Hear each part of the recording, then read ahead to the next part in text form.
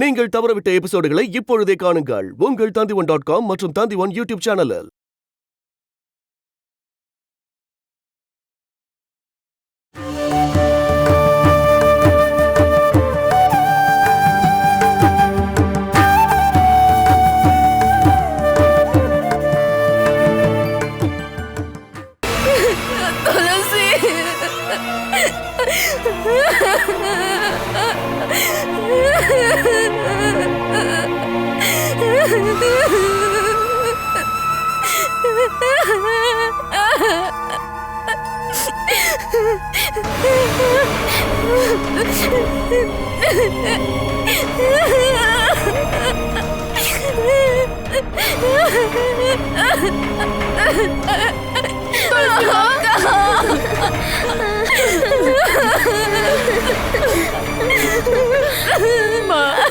நம்ம துளசி கடல்ல போய் விழுந்துட்டாமா.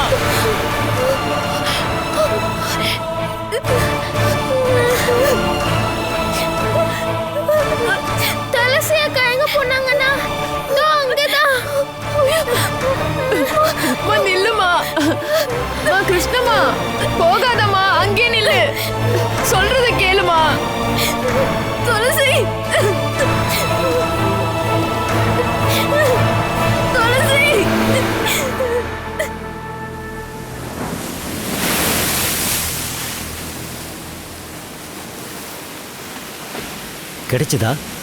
கிடைச்சதான்னு சந்தேகமா இருக்கு.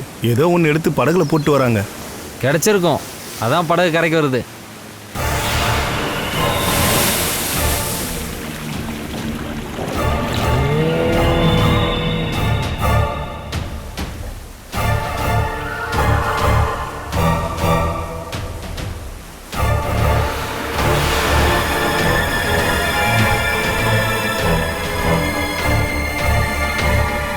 சார், ஆம்புலன்ஸ் இல்லையா? இதுக்கப்புறம் கொண்டு போய் ஒரு பிரயோஜனம் இல்லை. இதை மார்ச் வரைக்கும் தான் கொண்டு போகணும். சார், இது நம்ம ஸ்டேஷனோட லிமிட்டில் தான் வருதா? ஆமாய்யா, நம்ம ஸ்டேஷன் தான். இனி இதுக்கு முன்னாடி தான் சுற்றணும். நீ எஸ்ஐக்கு ஃபோன் பண்ணி வரீங்க சார். பாவங்க இந்த பொண்ணு, ரொம்ப சின்ன வயசுல செத்துட்டாலே. எல்லாம் விதி, வேற என்னத்த சொல்றது.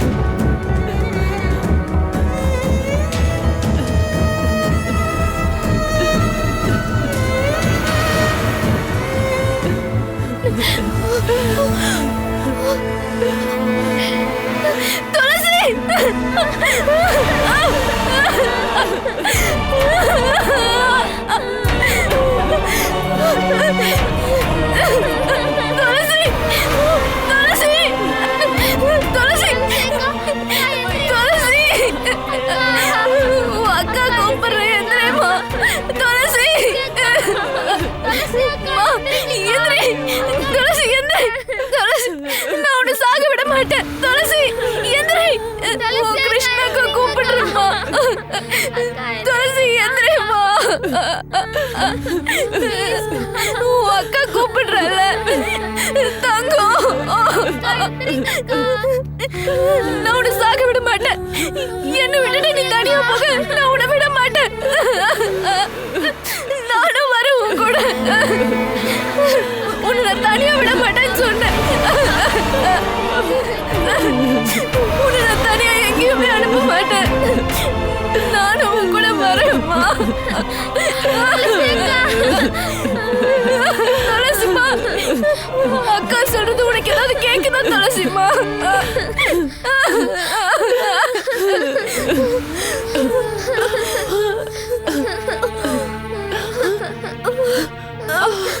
ஐயோ கிருஷ்ணமா, அக்கா எழுந்துருமா. ஐயோ கடவுளே.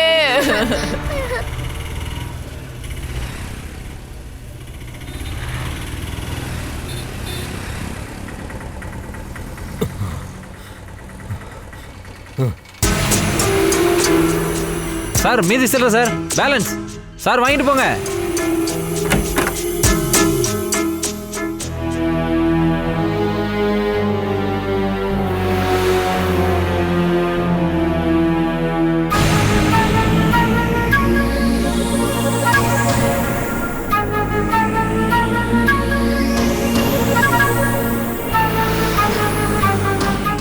அக்கா என்னை ஏமாத்திட்டாங்க அக்கா. நான் கேள்விப்பட்டேன் அச்சுதா. எல்லாம் வீணா போயிடுச்சு. அவனுடைய எதிர்காலம், என் குடும்பம் எல்லாம் உடஞ்சு சுக்குநூறா போயிடுச்சு. இதுக்கப்புறம் யார் காப்பாத்துவா? கொலை குத்தமாச்சே. யாராவது முயற்சி பண்ணி காப்பாற்ற முடியுமா? கேஸ்ல இருந்து தப்பிச்சாலும் கொலையாளிங்கிற பேர் போகுமா? அவன் வாழ்க்கை முடிஞ்சிருச்சுக்கா. என் குடும்பம் உடஞ்சிருச்சுக்கா.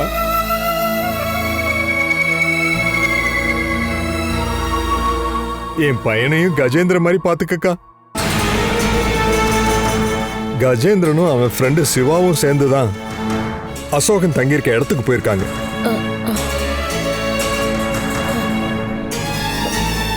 அங்க அந்த கண்ணு தெரியாத பொண்ணு மட்டும்தான் இருந்திருக்கு.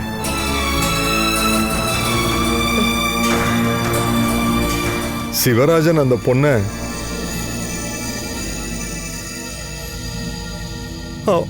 அவளை கெடுத்துட்டான்.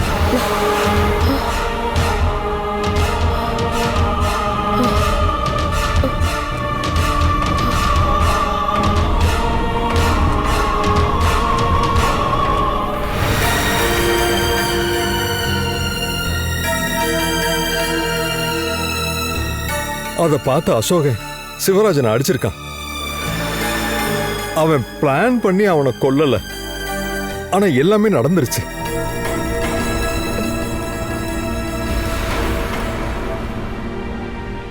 கஜேந்திரன் தான் சிவராஜன் அங்க கூட்டிட்டு போயிருக்கான். அப்படி இருக்கும்போது கேஸ் ஆகும்போது என்ன நடக்குமோ?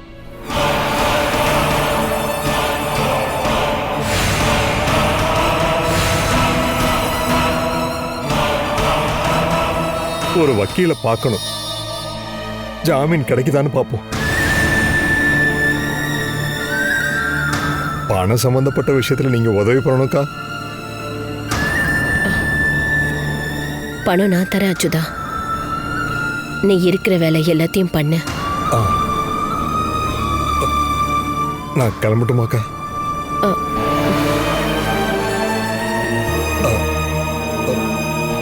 மகியும் ராஜும் எங்க போயிருக்காங்க? யாருமே இங்க இல்ல. எங்க போயிருக்காங்கன்னு தெரியல. மகியும் ராஜும் கஜேந்திரனை காப்பாத்த ஏதோ முயற்சி பண்றாங்க போல. ஆனா என் பையனுக்கு நான் மட்டும் தானே இருக்கேன்.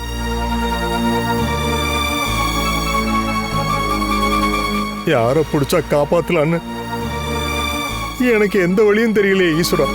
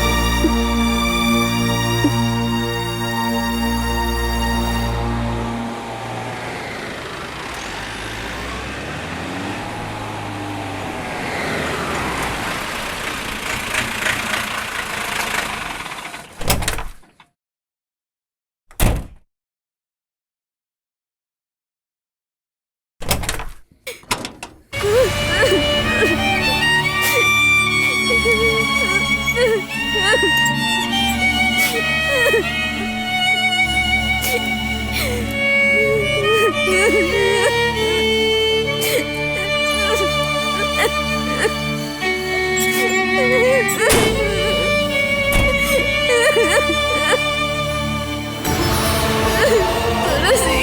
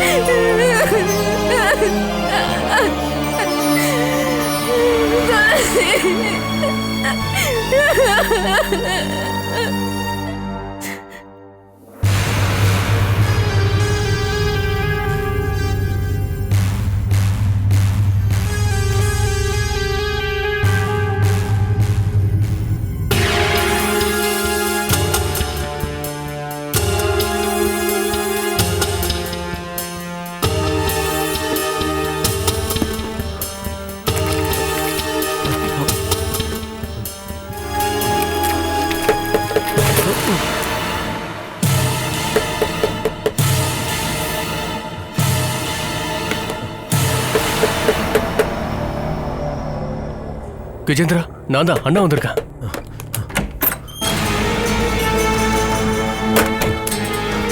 டேய், மகேந்தா. என்னடா? ஒரு பிரச்சனை இல்லை, ஒன்றும் ஆகாத. ராஜனாங்க அவன் வருவான்.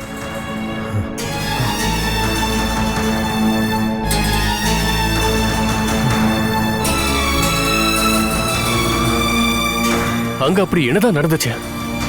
என்கிட்டயாவது உண்மையை சொல்ல.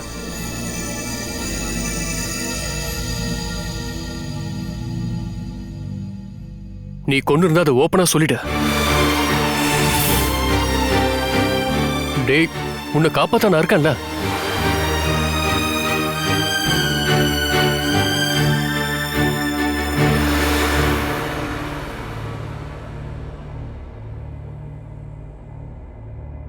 சிவராஜன் அங்க ஸ்பாட்லயே இறந்துட்டான்.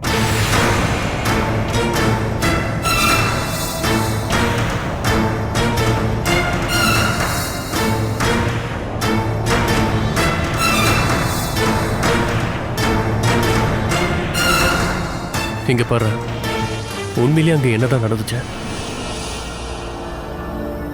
நானும் சிவராஜும் சேர்ந்து தான் அசோகன் தங்கியிருக்கிற இடத்துக்கு போனோம்.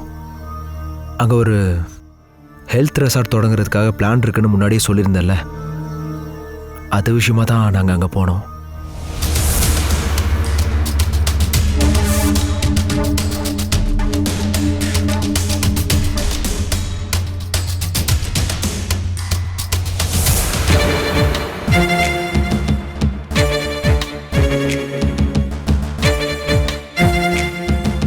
அங்கேருந்து காலி பண்ண சொல்லி அவங்கள விரட்டிட்டு வரேன்னு தான் சிவராஜ் அங்கே போனான்.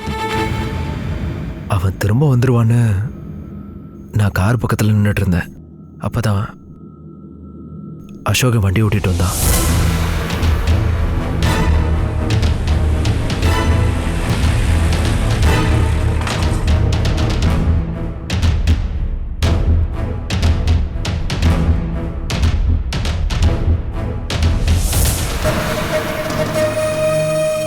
அசோகனுக்கும் சிவராஜனுக்கும் இடையில சண்டை வரும்னு நான் நினைச்சேன்.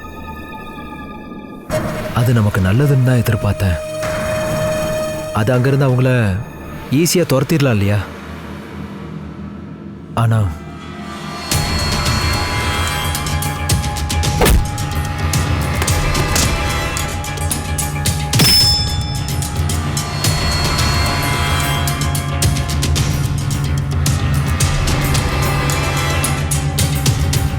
ஏய் ஏய், நில்றா நில்றா. ஏய், நான் அங்கிருந்து தப்பிச்சு போகணும்னு தான் எனக்கு அப்போ தோணுச்சு. சிவராஜன் தனியா செட்டுக்கு போறதுக்கு நீ எதுக்கு அனுமதி கொடுத்த? டேய், அவன் சுபாவம் தான் என்னன்னு உனக்கு தெரியும்ல. ஆனா டேய், ஒரு பொண்ணோட நிழலை பார்த்தாலே அவன் அந்த இடத்த விட்டு போக மாட்டான். அந்த பொண்ணு இருக்க இடத்துக்கு நீ எதுக்காகடா தனியா விட்ட? ராஜனனுக்கு விஷயம் தெரியுமா? நான் உனக்கு ஃபோன் பண்ணி எல்லா விஷயத்தையும் சொல்லிட்டேன். கேஸ் வந்துருச்சுன்னா நீ மாட்டிவியா இல்லையான்னு யாருக்கு என்னடா தெரியும்?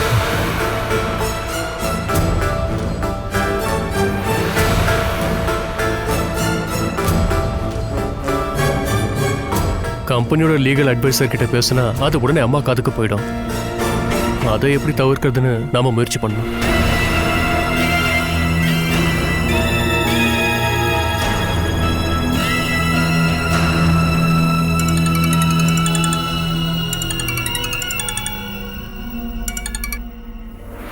ஹலோ, என்ன? ஐயோ, இங்க பாரு சுதர்சனா, எல்லாம் போய் சொல்லிட்டு இருக்காங்க. கஜேந்திரன் என் கூட அரை மணி நேரமா ஆபீஸ்ல தான் இருக்கான். கஜேந்திரன் மாதிரியே வேற யாரையும் பார்த்துருக்காங்க. வாசு ஒன்னு ஏதாவது தப்பா புரிஞ்சிட்டு இருப்பாரு. அது பொறுமையா நான் சொல்லி புரிய வச்சுக்கிறேன். இந்த பொய் கதைய நீ மத்தவங்க எல்லார்ட்டையும் சொல்லிட்டு இருக்காத. என்னாச்சுண்ணே? அண்ணே, என்னாச்சுண்ணே? நீ தான் சிவராஜன் கூட்டிட்டு போய் கொலை பண்ண வச்சுதா வாசு ஒன்னு சொல்றாராமா. டேய், நீ எதுக்கும் பயப்படாத. வாசுவன கோவம் தீர்ற வரைக்கும் நீ வீட்டை விட்டு வெளியே வராத. போலீஸு கோர்ட்டு மற்ற எல்லாத்தையும் நாம பார்த்துக்கலாம். நீ கதவை சாத்திட்டு இங்கே இரு. நான் ராஜு மத்த யார் கூப்பிட்டாலும் நீ கதவை திறக்காத. சரி, நாங்க ராத்திரிக்கு வரோம். டேய், யோசிக்காத, ஏதாவது தீர்வு இருக்கும்.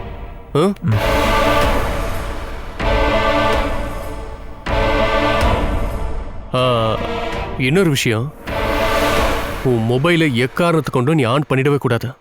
நீ இங்க இருக்கிற விஷயம் யாருக்கும் தெரியக்கூடாது. புரியுதா?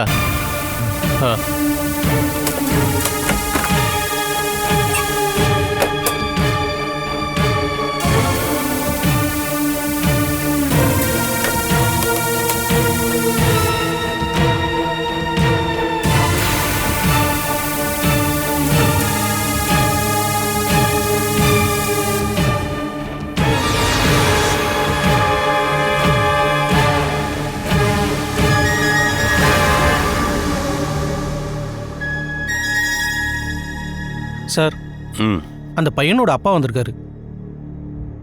வர சொல்லு. சரி சார்.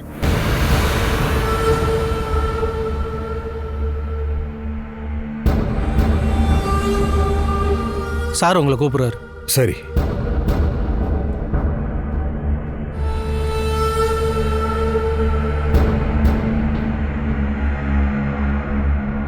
வாங்க.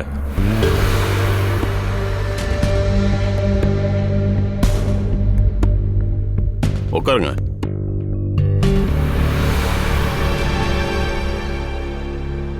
நான் இங்க வந்த நாள்ல இருந்தே எனக்கு மேலங்குளத்துக்காரங்களையும் உங்களை பத்தி எனக்கு தெரியும். உங்கள ஒரு ஆளு கிரிமினல் கேஸ்ல மாட்டிக்கிட்டு என் முன்னாடி வருவாருன்னு நான் நினைக்கவே இல்லை. உங்களோட ஒரே பையன் தானே அவன்? ஆமாங்க. வேற யாரும் தேவையில்லை.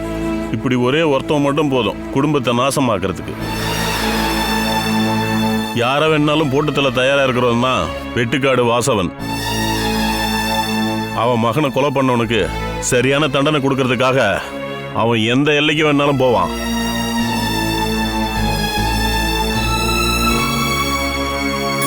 அது மட்டும் இல்லாம இந்த கேஸ்ல லூப் ஹோல்ஸ் எதுவும் இல்லை.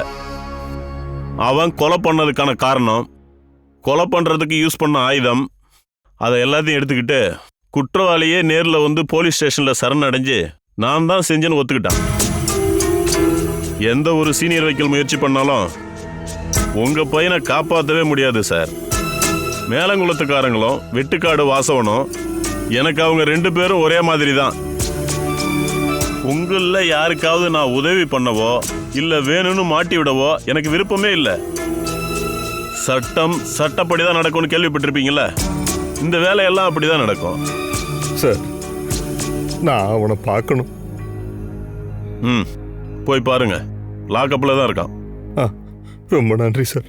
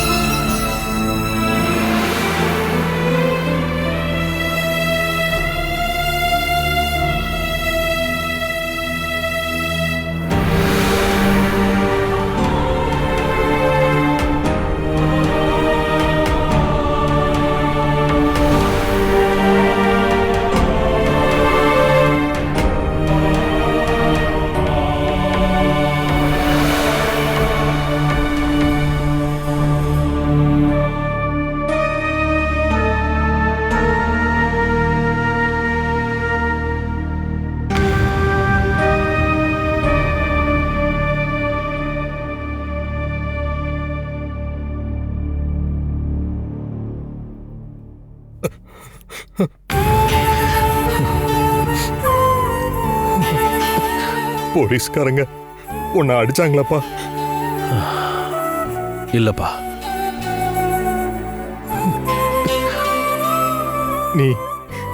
நீ எதுக்காகப்பா இதெல்லாம் பண்ண? யாருக்காக உன் வாழ்க்கையை நாசம் பண்ணிக்கிட்ட? ஒரு நிமிஷமாவது எங்களை நினைச்சு பார்த்துருக்கலாம்ல. உன் அம்மா உன் தங்கச்சிகளை யாரும் நினைச்சு பார்த்தியா?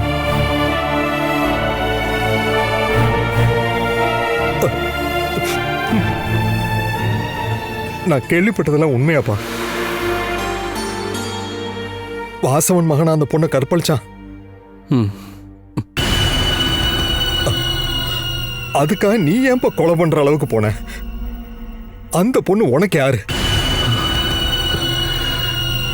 என்னோட தங்கச்சி. ரம்யாவும் சௌமியாவும் மாதிரி தான் எனக்கு துளசி. நம்ம சௌமியாவை யாராவது இப்படி பண்ணியிருந்தா நான் அவனை சும்மா விட்டுருவேனா? சொல்லுங்கப்பா.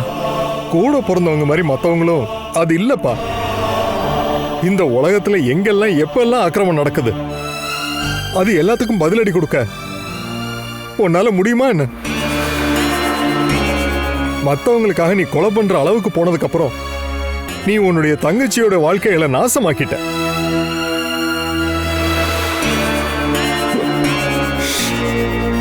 உன்னுடைய குடும்பத்தோட எதிர்காலமே நீதான்ப்பா. அத நீ உடைச்சு தள்ளிட்டல. கேஸ நடத்துறதுக்கு ஒரு நல்ல வக்கீல வச்சாலும் மேலங்குளத்துல சம்மதிக்கணும். ஆனா நீ அவங்கள எதிர்க்கிற. நீங்க எனக்காக எதுவும் செய்ய வேண்டாம். இதுக்கப்புறம் என்னை காப்பாத்துறதுக்கு யாராலையும் முடியாது. நீங்க எல்லாரும் என்ன மறந்துருங்க. அசோகா, நம்ம குடும்பத்துக்காக என்னால எதுவுமே பண்ண முடியல. எனக்கு ஆசை இல்லாமலாம் இல்ல,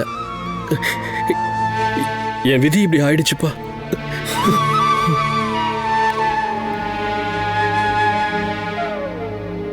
உன்னை பத்தி எனக்கு தெரியும்பா. என்ன பிரச்சனை வந்தாலும் நான் உன்னை விட்டு கொடுக்கவே மாட்டேன். உன் கேஸ நான் நடத்துறேன். நம்ம வீட்டை வித்தோ இல்ல அடகு வச்சோ எப்படியாவது. வேண்டாப்பா. பணம் இல்லாதவங்களுக்காக கவர்மெண்டே ஒரு வக்கீல் வைப்பாங்கல்ல, அது போதும் எனக்கு. நம்ம குடும்பத்துக்கு கொடுக்கறதுக்கு என்கிட்ட எதுவுமே இல்லை. இருக்கிறதையும் நாசமாக்குறதுக்கு நான் ஒத்துக்க மாட்டேன். போதும், உங்க டைம் முடிஞ்சது.